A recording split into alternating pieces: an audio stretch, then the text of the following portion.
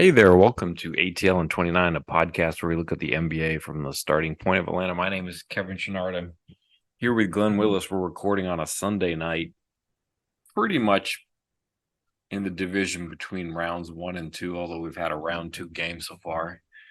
Uh, I don't know, I kind of want to go around the league and talk about different things. Is there a series where you want to start? I think initial observations from Wolves Nuggets. I think that's kind of a natural starting point. We could actually talk about something that's happened and then kind of forecast the other three maybe. Okay. Oh, you want to look forward. Okay. But we could do both. We could do both. Okay. All I right. So mean, I think we have let's to talk about what we learned about especially the teams that are advancing. Maybe even what we learned about the teams that didn't advance. So there's a lot we could get into here. Okay. All right. So let's start with Nuggets Wolves, which feels like a very important series for round two, like disproportionately valuable series or something along those lines. It feels like we've got two of like the maybe the best four teams in the league here, Mhm. and one of them's not going to advance. So there's a lot going on in this series that doesn't always happen this early. Uh, the Wolves look awfully sharp in the first game. So if you want to start there, what are your takeaways from that first game? Yeah, and I know, like on the NFL side, people often say the conference championships are the real, like, premium games that you want to see, and because oftentimes the Super Bowl is just kind of lopsided depending upon kind of what that that lands, and it kind of feels like that same shape kind of applies here. It was interesting to me to see like how the Wolves deployed two bigs, and they played a long time in the fourth quarter without Cat down the stretch. It was Rudy plus Nas Reed, right? And and for me, like I, I Kevin, yeah, I keep going back and asking myself, like, did I miss something, or what? The Celtics playing their centers on the guy in the weak side corner, were they were the first one to do that? Because basically, Rudy was on Aaron Gordon the whole night, and Gordon was in the dunker spot or the corner the whole night. So he was in a premium help position.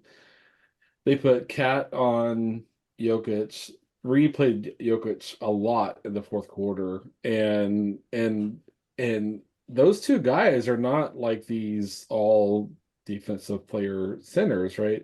But we get Rudy Gobert behind you, able to help at the rim.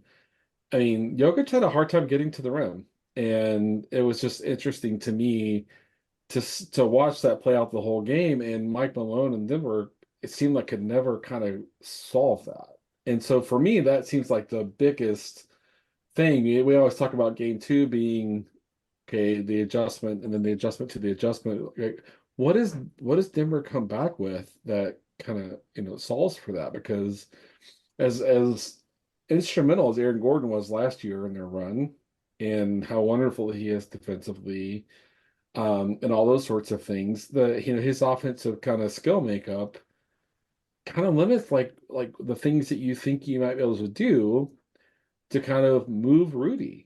And it seems like the number one adjustment the Nuggets have to figure out is how do we move Rudy? And nothing's jumping out at me. It's I hear what you're saying, having watched a lot of the same game, and when you think about fixing Denver after that game, they only scored 99 points. So it's like, okay, fix the offense. But to me, I don't know. I feel like Denver needs to fix their defense. Like it doesn't feel like they can take advantage of any offensive deficiencies of Minnesota. And it's not like Minnesota has a lot. I mean, obviously they're a great team, but I didn't really like them guarding. You mentioned the matchups, how they kind of cross matched on one end, and I kind of want them to do the same cross matches on the other end because the way that like Minnesota is playing offense, whether it's pick and roll or handoff, it's a lot of Conley and Gobert starting on one elbow with either Cat or Nas Reed kind of on the opposite elbow. and so that that's lifting a lot of the bigs away from the paint because it's keeping them out on the elbows, and it's giving them that sort of two-man attack. And obviously Jokic is a really good defender, but it just felt like he was so far into the drop that Minnesota was taking advantage of the fact that they had to really bring a third man into that action. And I just felt like if they were using Gordon better, I would actually like to see Gordon guarding Gobert so that he's in that action, because they want Gobert, you know, with the ball handler in that action. They don't really want Gobert like on the weak side. You can't put him on the opposite elbow like you do with Naz Reid and Cat. And so I feel like if you're guarding him with Gordon and you can lift Gordon higher up and have him up towards the level of the screen, you can be a little bit more disruptive with two players instead of constantly relying on three. Because to me, it felt like Minnesota had Denver in rotation all night, and they were doing a great job of finding the soft spots once that happened. Yeah, I think a part of that maps to they were like 1-3-4 switching the whole game, basically, right? Mm-hmm. And so they kind of handed matchups to Minnesota, to a degree. It's strange to me after watching Denver last year and how instrumental Contavious Caldwell Pope was as an on-ball defender. And then when you're switching 1-4 and you're starting oftentimes KCP on Anthony Edwards, I mean the first thing Minnesota looks for is how to force that switch and get KCP off of him. And I was watching the whole game and I was Yeah. like, should should Aaron Gordon does Aaron Gordon at some point need to be the primary defender on Ant? And if so, like how do they handle the rest of their matchups? That I mean that's difficult to me.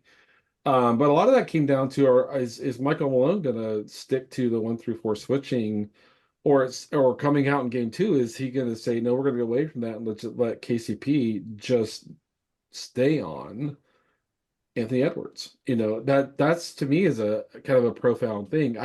For me, they were seeking out Murray. Murray is limited with the calf, Mm-hmm. right? I've talked a lot about how instrumental Murray's defense was last year to the run. His commitment to the defense very impressive, but he can't keep a ball handler in front right now, for sure. Michael Porter Jr., like, they love to make him low man, and see kind of what he has there. And he's getting incrementally better at some of the nuanced spots. But for me, you've got Kentavious Caldwell Pope on your team, and you go look at the stat line Ant had in that game, and to me, I think Malone and his staff have got to be figuring out: do we go back out to 1-3-4 switching, or do we go away from that and try to kind of let KCP kind of own that matchup in game two? And it's going to be fascinating to see what they do, because they had to your point exactly, they had to load up. They had to load up a third defender, and that created. I mean, you and I and everybody else watched the Hawks load up three defenders towards the point of attack all year long, and not be able to defend the backside with two. And that felt like a little bit of kind of what we saw in game one there. Yeah. I mean, one game is always one game. I don't, Yep. but it does feel like Minnesota is uniquely poised to give Denver problems in a way that maybe not another team in the league is. Like I just feel like if you're looking at the NBA as a game of rock paper scissors, like you know I just feel like Minnesota is really well poised to give Denver trouble, whereas they could lose to somebody else that Denver could beat. Um, but I think it's a unique matchup that maybe if Denver gets by this one, they're in a good spot for repeating. So it's like I said, this is a really important second round series. Yeah, it is. It is, and it's kind of funny because Tim Connolly heads their front office, right? Where'd he come Yeah, from? Right. I guess he knew who he had to beat. He has firsthand experience to kind of lean on there. So, um, yeah, I mean, I think this is gonna be a fun series. I expect it to go at least 6 games. Probably gonna see it go 7.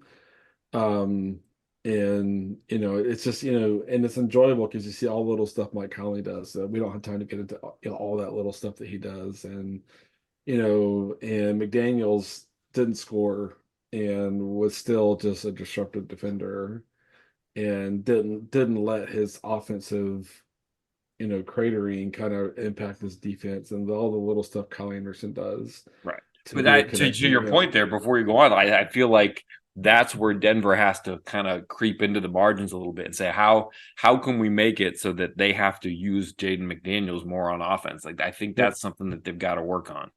Yeah.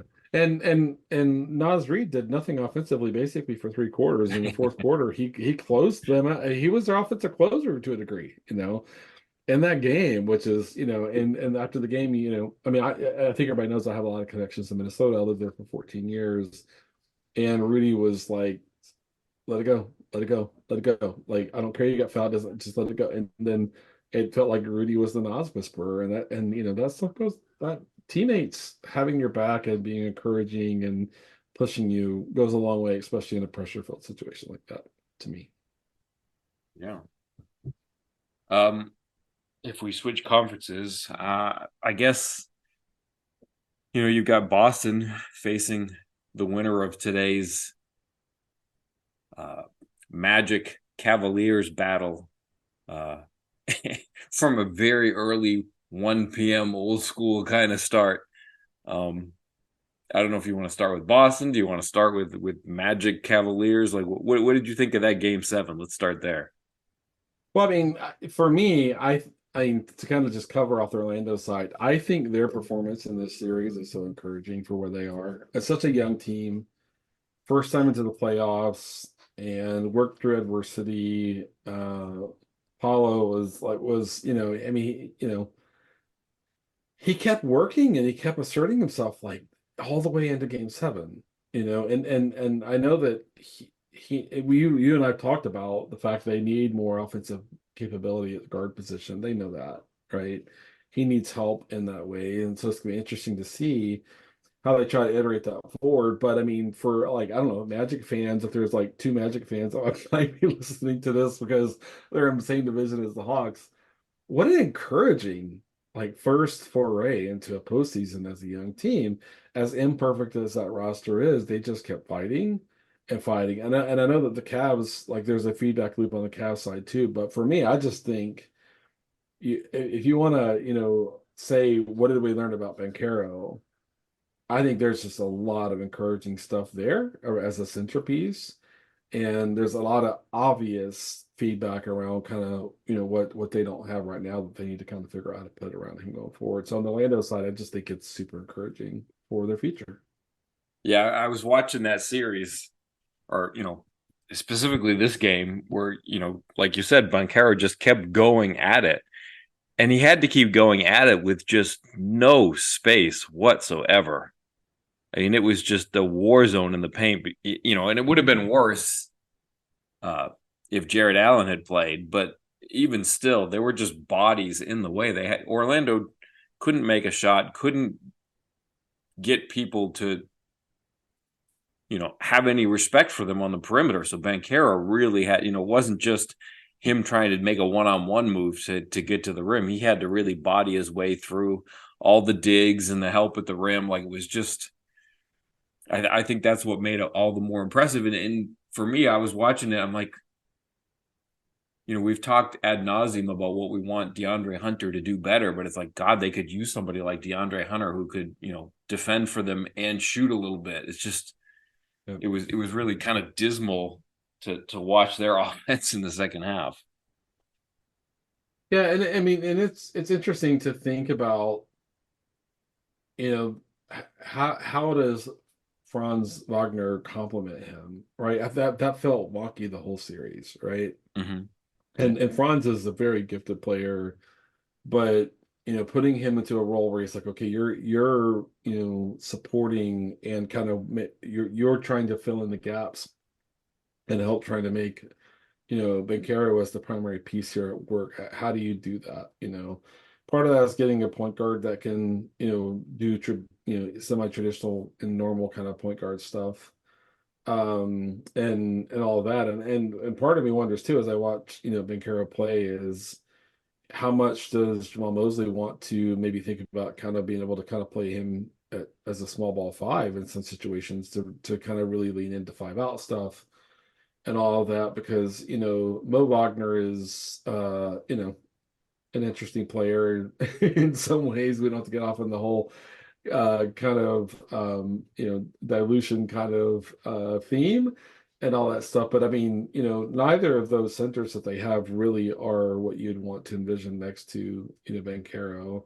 And so it's just interesting to think about that. But I mean, to me, like as a young team that's trying to kind of start to move up in the standings, and Orlando made a ton of progress this year. I think you just kind of step back and say, okay, these positions are not um, filled with the players with the skills that we need to kind of make this work. And despite that, Bancaro, with some support from his teammates, kind of pushed this all the way to 7 games. And the Cavs are an imperfect team. They have their own kind of flaws. They leaned on their defense all of last season and moved towards more shooting with Max Strus and Niang, and try to kind of generate more shooting into their lineup and stuff like that. But I mean, I think the East has to kind of look at Orlando and think, man, if they can kind of figure out like a 9-man rotation to kind of work around all this sort of stuff, that there's something that you have to think about, prepare for. Yeah, and when you mention Cleveland being a flawed team, like to me, like the number one flaw of that team is like they don't have a bench. Like Yeah. you can kind of see maybe it working a little bit against Boston with Mitchell and Garland and Evan Mobley and Max Strus kind of as your four, and hopefully you can get Jared Allen in there too. But you know, Okoro gives you sort of a sixth man you can use, and then after that, I think it gets dicey. Like Levert's just maybe he's playable, he's not good. Niang is like unplayable. You can probably buy a few minutes with Tristan Thompson at center, but it just feels like, against a very deep Boston team, they're going to be able to use 6, 7 players that they have. Like if they have an injury or something, like it's instantly over. Like they don't have the bodies to me. Yeah, I mean that they feel like a sacrificial offering to the Celtics right now, and we'll kind of see how it goes. Right. But the all the five out, I mean, and I mean, I was trying to find out today, like, what is Kristaps Porzingis' actual status? Like, is he going to play in game one? I don't know. But despite that, I mean, that for a matchup with Cleveland, they're kind of plug and play in a sense. I mean, you want Porzingis, his spacing is incredible, the position he plays and all that sort of stuff. But for me, I mean, I don't put it past Donovan Mitchell to score 40 in every game and put the whole. I mean, we've seen his whole career that when things just aren't working, things are clunky, he will do his best to put his team on his back and try to get his team in range to win a Mhm. game. Right? He does that over and over and over, and it partly speaks to the flawed teams he's always played on, that had shortcomings, that once you get to round two in the playoffs or what have you, that stuff really starts to get magnified. And I think that's still true on this Cleveland team. And so I mean he's one of my favorite guys to watch in the league, just because of like he doesn't back down and he doesn't care that it's an uphill fight a whole series. He just works and works and works and works. And that to me there's something admirable and something enjoyable to kind of watch in that. But it still kind of feels like there's an inevitability here in this series that the Celtics could just throw more capable players on the board. Just like you said, the Cavaliers bench, not exactly what you want. And Donovan Mitchell, if he can get to 40, like Drew Holiday, Derek White, and we're going on and on, on that. And the Celtics' willingness to switch 1 through 5 in a lot of cases to just thwart dribble penetration. And they're very good at that stuff. They're very sound at that stuff. And I know that on the offensive side, like a lot of us have interesting questions about Boston, about is there enough ball handling? Is there enough creation? Is there enough passing? I don't think that stuff is going to be a problem in this series. I think it could show up maybe the next round, presuming that Boston makes it there. But I still think like Donovan Mitchell is like must see TV. And then I know that like if Celtics fans are like listening to like Jason Tatum is incredible. I mean, but he has like just enough shortcomings to make you go, what does this look like in the third round or fourth round? And kind of in a similar way, Jaylen Brown. So for me, I think Boston needs to close this out in like 4 or 5 games and give themselves a little bit of a chance for everybody to get healthy in order to kind of set themselves up for success in round three and round four. And Boston, the saying the kids love to use these days is they'll play with their food sometimes, and kind of, make it an unnecessarily close kind of contest or series in that way. And I just think that's something that Boston really, really can't afford to do here because they should be able to take care of business. We'll see if they do. For Boston, that the question that I've had really all season long is like, is Porzingis going to be able to stay healthy for the postseason?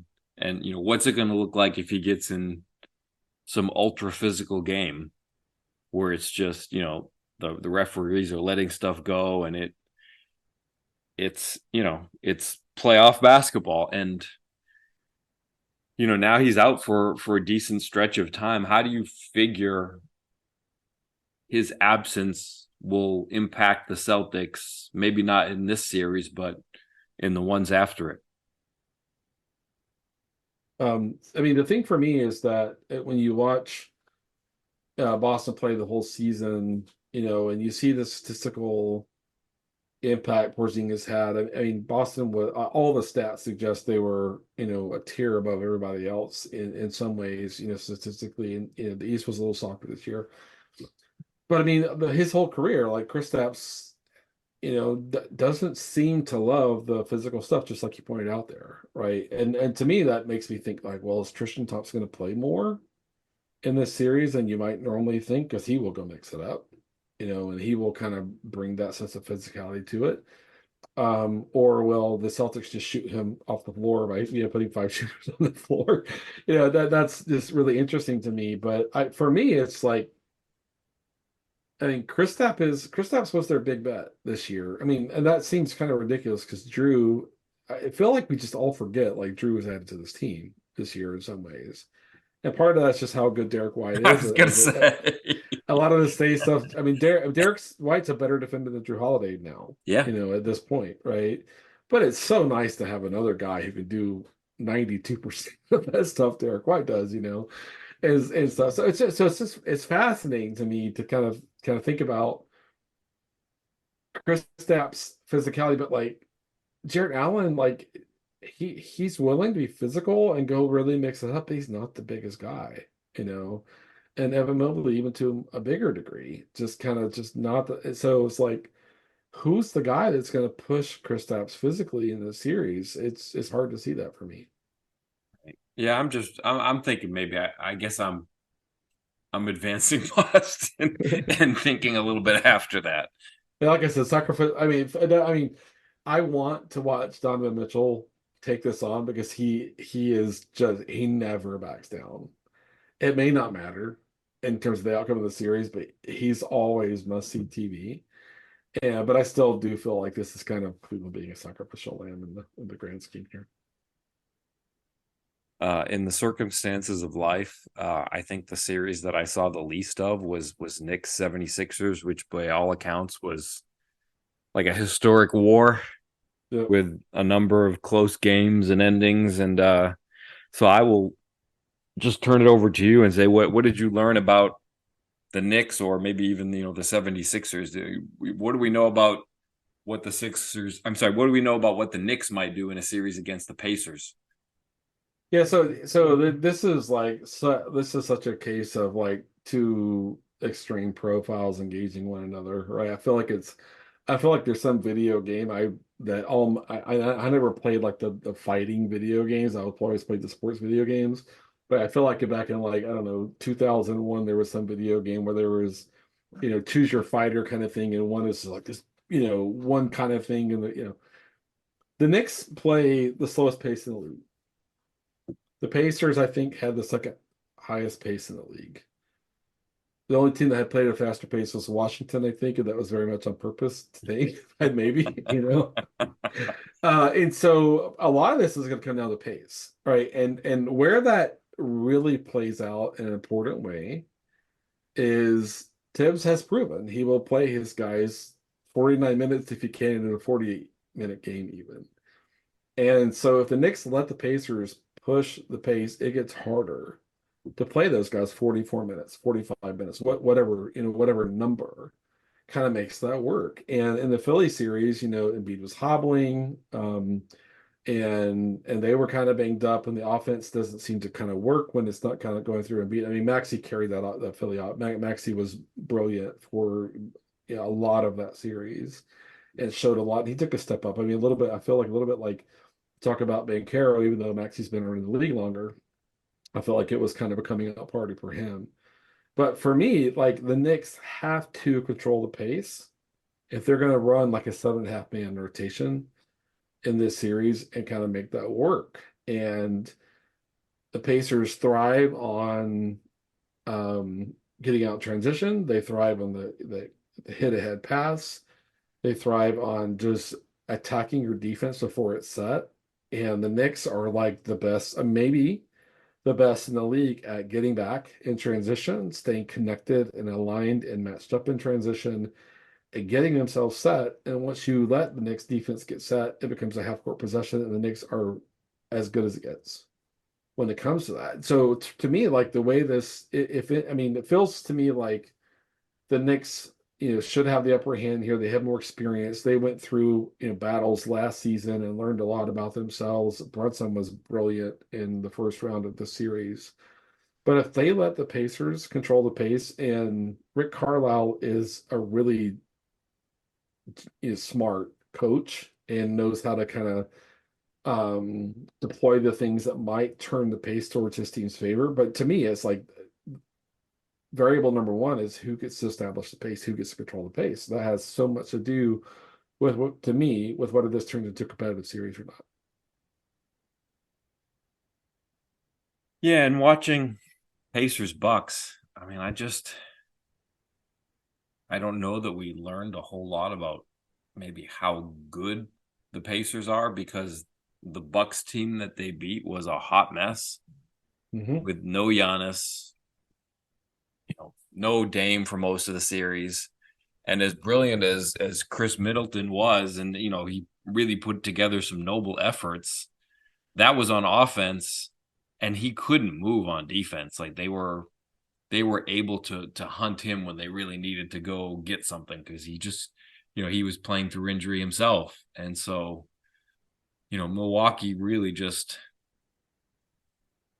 I don't know that the Pacers beating them was necessarily an upset or a huge measure of skill. I think the Bucks really just sort of didn't make it to the finish line, so to speak. Not, injuries happen, and so that's what happened to the Bucks for sure. But it didn't feel like a gigantic victory where the Pacers went and said, "Ha ha, here we are, we're great." No, it just kind of felt like they were the better team on a Tuesday. Like I, I don't know.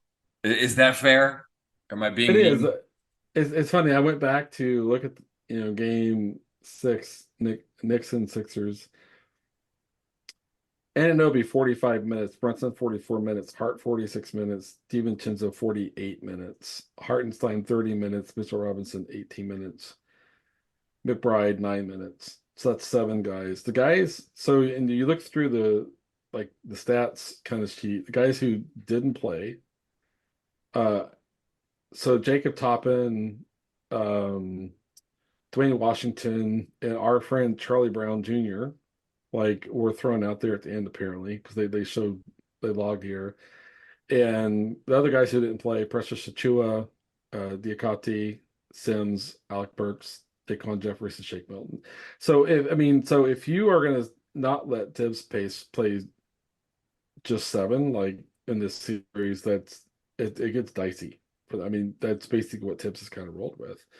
but to your point, like Indiana, like what did we learn about them in that Buck series? I think it's nothing. Just like you said, I think it's basically nothing. But we do know they'll put up 53s if you let them, and they will take them, in psychopathic session, like or fashion, and not care. Like, oh, we missed the last eight, we're still putting up threes. And so they're going to take this approach, offensively, that we're just going to generate shots at the rim, we're going to generate threes, and so it's just interesting to me. Like, but I think about, like, who's going to defend Brunson? Who's going to, is it Nemhard? Is it who's it going to be? Kind of on the Indiana side, and how do they kind of deal with that? Do they let Josh Hart take 11 threes a game the way that the Sixers are kind of, exaggerating there a little bit? But for me, it's like Rick Carlisle is a big variable in this series, you know. But to your point, like, I felt like I learned nothing about the Pacers in that Buck series, so it's so hard to know how this is going to be. But if they let Tibbs get away with playing seven the whole series, then that's going to help the Knicks. Okay. Uh, do you have any post-mortems from the other series in the West? I mean, I think, yeah, I think we talked about the Clippers are old. Um, so that was there. I know we need to probably talk about Mavericks and Thunder here before we're out of here. Um, the um the Pelicans, I think, just still don't have enough offensive juice, especially when Zion's not playing for you. The Lakers, I feel like, hit a wall, and like I'm wondering where LeBron's going to play next year. Like, could it be the Clippers? I don't. I mean, it's like, I feel like there's a big variable there. But those are kind of my short takeaways. But I mean, for me, Thunder Mavs, it's like, it, they're, the Mavs are gonna have to play Gifford and at center a lot, and basically their floor spacer is, not available, in this series. So what does that look like? And are they going to lean into any PJ Washington at, center at all? And so how much does Jason Kidd kind of open it up? Right. Yeah, that's interesting. In this series, and in that way, that's interesting to me. Is Case and Wallace going to be, he and Jalen, are they going to be the ones that are primarily guarding Luca? Like, or does Kaysen stick? Kyrie, to me, like, there's we don't have enough time to get into all these different little rabbit holes that are coming with this series, because it's just it's super interesting to me. Okay. No, yeah. Oh, oh, um, you got me thinking like five questions at once, so now I am a little Yeah. bit flabbergasted.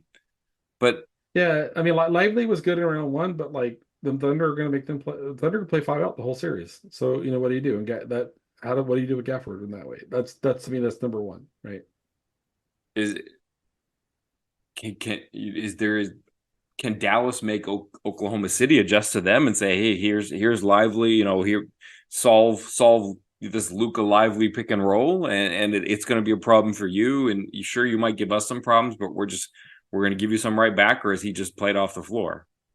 But it's funny because um, Oklahoma City will switch one through five, and they will try to deny dribble penetration that way. Luca is just so strong, and he has so much size to kind of throw at you. That's why you think about a guy like Casey Wallace. So maybe, Jalen Williams is a guy, just because he has some size. I mean, I don't know if you ask Shea to do that like a whole series. It feels like you're really risking eroding his offensive, contribution potentially. So it's just so fascinating to me. But I mean, if the Dallas can live at the rim, and like Chet's not enough, there. And they really don't have another way to go. The other Jalen Williams just doesn't have enough kind of size and verticality. So I mean, it is sort of like who breaks the other first? Is it Oklahoma City with their five out and Dallas playing their traditional centers and Dallas or sorry OKC breaking Dallas in that way, or is it Dallas kind of breaking OKC by just living at the rim in pick and roll? And then by the way, if Luka's playing pick and roll with Lively and Gafford, and they seal it off and they sink. Like you got this guy named Kyrie Irving, who's playing off the ball in kind of those situations. That's just an absolute nightmare to deal with. So for me, it feels to me like this Dallas team has to a degree gone through um, different iterations of failure here. They had one time they got to the conference finals, but I feel like they learned a lot about themselves. I feel like Oklahoma City is going to be learning a lot about themselves in this case. And it's hard, even though they're the one seed. It's like it's hard your first time through, And so it does feel like I think it's. I mean, you watch the first 4 minutes of the game. It's like is Dallas living at the rim, and is OKC getting Dallas to center out on the perimeter, and that's like number one. And then I think the whole rest of the series kind of flows with who can take control with that tactic, against the other, and it kind of all flows from there. I mean, Luka's brilliant, Shea's brilliant, but I mean, I feel like Dallas lives a lot with Derek Jones Jr. being an impactful defender, and they've been playing Josh Green more recently, and so to me, it's just going to be. I think the first 4 minutes is going to put this on a series on a trajectory who has the upper hand, and then the other teams have to kind of counter from there. And I can't wait to see what those 4 minutes look like. That's where I am. So we've done a whole episode with no Hawks, but maybe we could end with this one, which is like, we've seen so many teams across the league sort of fail putting together two guys who are so good on the ball. Why does it work with Kyrie? What has Kyrie done that so many other stars haven't, where he can just be that guy off the ball even when it's not in his hands? Like, how did he do it? Is it He going doesn't back to care. LeBron, or what is it? Like, He doesn't care. I honestly think he doesn't care. Like, you need me to do this, I'll do this. You need me to do that, I'll do that. I don't have to be the guy taking 25 shots in this game. I mean, it's impressive. Like yeah, his willingness to play a supportive role and then to take over. Oh, do you need to take over now? I'll take over now. It's impressive. It really is. yeah, yeah. It's super, super impressive stuff from Kyrie. Um, it's funny that uh, you know it seems like so much of what we were focused on as far as like the A+ stuff in the playoffs is like how many great performances and tactical strategies revolve around these bigs in the Western Conference. And it's like, well, maybe next year that's going to be Victor too. Yeah. And last week, like game two or something, I'm just watching Chet play like 10 brilliant minutes of basketball. And as Yeah. they go to timeout, they mention he did all this in his rookie season. I'm like, oh crap, he's still a rookie. Like it just for some reason that just blew my mind because like the year that he was injured after being drafted and all of this season and him really figuring it out with Oklahoma City, and they just threw that word rookie in there, and I was like, oh God, that's true, isn't it?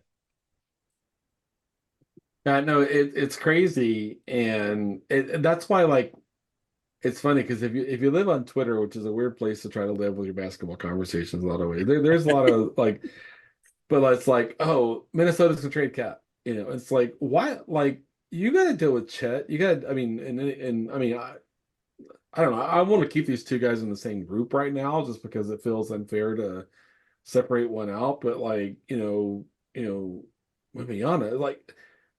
Wouldn't everybody want a cat plus a Nas Reed plus a Rudy pair? Like when you're looking at and you look at the impact they had on, we talked about it on Jokic in game one, right? Why would you not want to kind of stack up like bigs? Like if you can throw a combination of Cat and Nas Reed on Wembanyama and like Gobert be behind that all the time, like So for me, it's just kind of funny to kind of think about that, like, and you're looking at like where did the Clippers go? And with an older team, and I admire Zubac's game, but sorry, he's got nothing for like that, right? I mean, you Yeah. need like two more guys that can kind of do those things.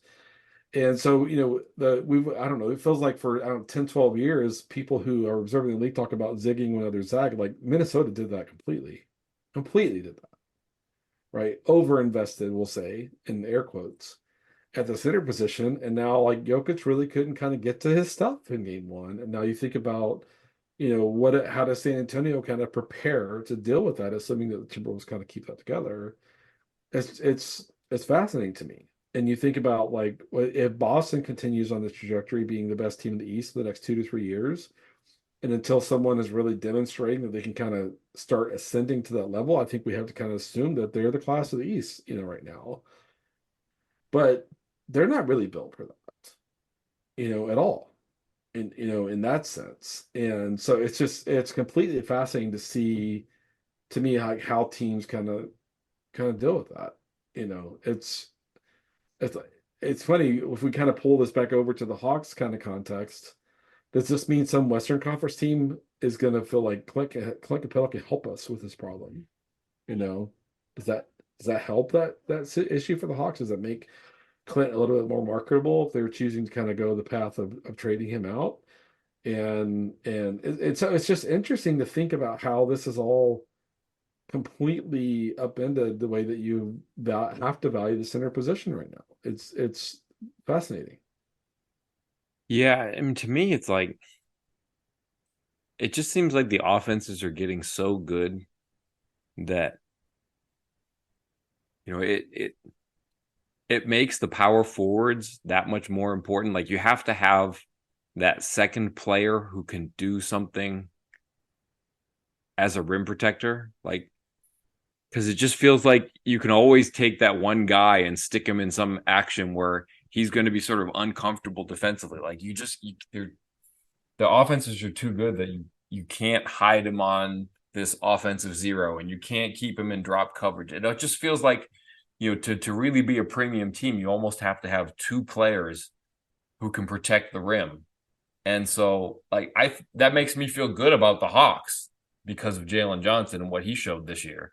Yeah. But I mean that's sort of, I don't know.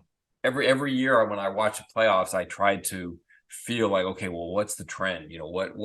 What does this say about the league moving forward? And that's what it feels like to me. But I wanted to ask you that question, like, as you've seen this playoff sort of unfold to this point, like, do you see any trends that sort of hint at maybe like what the future of the league is and what's going to be most important going forward? Yeah, I feel like the emerging dominant players kind of shift teams calculus, but for example, what I mean, Denver kind of ran it back, for the most part, and when Jokic isn't on the floor, I mean, at least in game one, like Aaron Gordon's playing center, and you're going up against Cat and Rudy, and not like, and he looked like he had nothing in that matchup, and he's a brilliant defender. Yeah, he is. And so it's like, are they going to have to like, roll out, some other guy on the bench, and what is that going to look like, and I mean, last year Aaron Gordon was so massively impactful to that run Denver made, and it just goes to show you, like, even for like, I don't know, we'll say Aaron Gordon's I don't know, top 50 player in the league if you consider kind of both ends, and I hate just grabbing a random number, but whatever you want to choose. And because of their lineup, or I should say their rotation construction, like you're watching him, you're like, you can't play him at center, but who else do they have? It's just kind of crazy to me. It's like, is Jokic gonna have to is Jokic in the next game gonna have to play 42, 43 minutes? Is that what it's gonna take? And is that the right thing for Denver? And it's just amazing how Minnesota figuring it out. And you feel like with Wembanyama, San Antonio is not going to be that hard to figure it out, a year or two. And Oklahoma City, I mean, it's funny we talk about Oklahoma City.